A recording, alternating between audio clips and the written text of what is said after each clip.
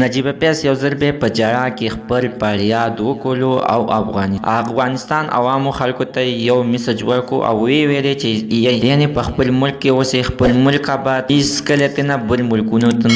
ملکونو ته تېنه مه ځئ. راځئ مینهوالو نور سوی دی موږ سره دا ویډیو تر اخره پورې ګوره چې تاسو ته پوره معلومات در ورسېږي. د دې معلومات نه مخکې زه تاسو ته د یادګي نه وکړم تاسو کو چینل زموږ په دې سوپر کلیک چینل کې نوي وئ، چینل هم نوي سبسکرایب کړئ. مهرباني وکړئ تاسو زموږ د سوپر کلیک چینل د سره سبسکرایب کړئ، خوا کې سره د ټلۍ نشان ووهئ چې هر یوه نوي معلوماتي ویډیو تاسو ته په اسانۍ باندې در ورسېږي. نجیبه پیاس چې په دې لوبه باندې مشهوره ده، هغې یو ځل بیا د افغانستان په خاوره باندې وجر او خپلو عوامو ته دغه شانتې پیغام ورکړو چې په خپل هیواد کې اوسئ، د خپل هیواد نه هېڅکله هېڅ چېرته کې مه تښتئ او خپل هیواد آباد او د هر قسمه مرستې دپاره زه د سره تیار یم او زه د سره شا په شا باندې ولاړ یم او د هیواد دپاره دغه شانته قسم طریقو باندې دواګانې خو هم غوښتي دي چې یالله زموږ ملک آباد کړي او امن پکې راولي. مینهوالو نجیبه پیاس د خپل د هیواد دپاره د خپلو مینهوالو نه د دوا اپیل غوښتی دی چې الله تعالی دې زموږ په ملک کې امن راولي. مینهوالو زموږ د سره تر نن زه خبر د دې ځای پورې د نوي معلوماتو لپاره د سره زموږ